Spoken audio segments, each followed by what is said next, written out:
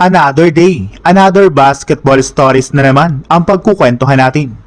At ngayon nga ay pag-uusapan natin ang balitang payag nga na po si Russell Westbrook sa Houston Rockets at ang balitang may mas magandang offer nga na po ang Boston Celtics sa Golden State Warriors. Hindi nga po kagaya sa unang inilabas na balita na walang team sa NBA ang gustong kumuha kay Russell Westbrook ngayong offseason. Ibinulgar nga po ng isang NBA insider na interesado pa rin nga na po siyang kunin ng Houston Rockets. Gagamitin nga na po ito ng Rockets bilang kanilang pinakabagong backup point guard at playmaker.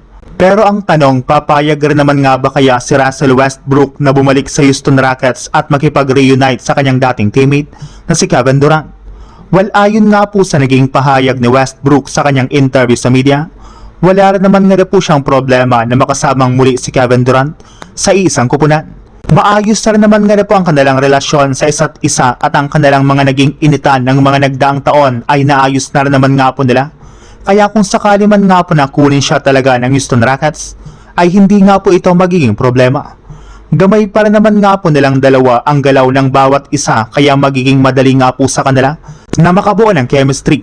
Likewise, ginagawa rin naman nga po ni Westbrook ang lahat ng kanyang makakaya sa tuwing naglalaro siya sa loob ng court kaya sisikapin talaga niyang tulungan ng Rockets na makakuha ng kampyonato.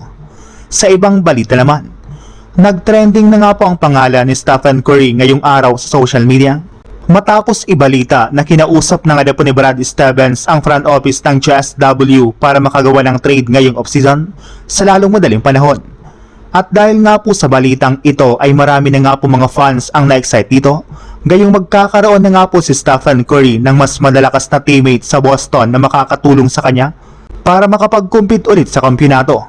Pero hindi rin naman nga po ikinagusto ng mga fans ang offer ng Boston sa GSW kapalit ni Curry na kinabibilangan ni Paul George, Sam Hauser at multiple draft picks. Since kailangan rin naman nga po itong baguhin o di kay dagdagan ng Boston Celtics.